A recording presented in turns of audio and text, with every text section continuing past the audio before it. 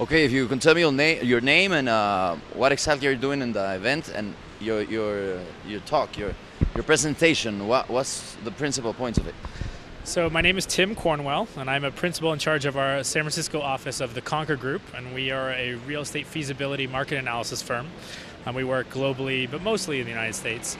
And Juan Carlos Salazar, who is in charge of Inspecciones Globales, asked us to come down and present, in many ways, the cutting edge of real estate feasibility in what he refers to as the first world. So where we have all the data, where we have the analytics, what do we do with it, and how does it relate to our recommendations for developer clients and things like that?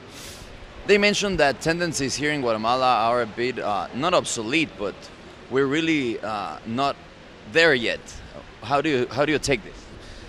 Well, only spending a couple days down here and touring the market with him, it's a very interesting, actually somewhat analogous to how the United States works, and a big question of who wants to live urban and who wants to live suburban. The only ways that I think there's a little bit more reliance on tendency is that there's not enough data, there's not enough analytics to really understand or predict what is likely to happen 5 years from now or 10 years from now.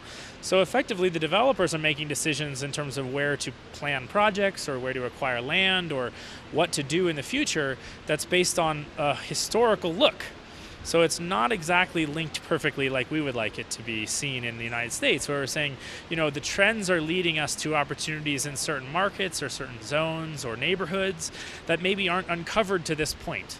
So new things, new product types, new locations, new sales tactics, all of those things, that are just part of the limits of the data and just the reality of the marketplace here at this point. But as I've said in my presentation and throughout, my experience here is, I'm frankly very impressed with, we do work a lot internationally, and the level of analysis, the quality of the data and what's being done with it now here is much better than in some locations that are similar to this around the world. So, I take heart in that there's a little bit of there's very smart people looking at it, and so far, good opportunities are being uncovered. So, yeah. Okay. Thanks, Tim.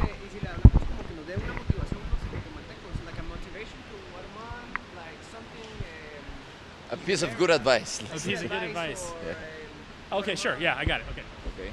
So, a piece of good advice, you look at our job, and a lot of it is about knowledge and the power of knowledge at this point today. I mean, you look at all of the major firms, the technology companies, the entire foundation is based on sharing knowledge, access, network theory, the valuation, the increased valuation that comes from knowing more people, knowing more about your customers, knowing more about the marketplace, and knowing more about the opportunities. So I guess my motivational aspect, what I would recommend for this marketplace is really share data.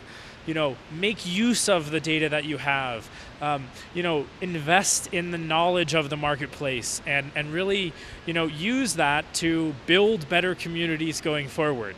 Use that to understand what 10 years from now is going to be like, what it's likely to be like, and how you can build residential real estate products for your growing wave of population.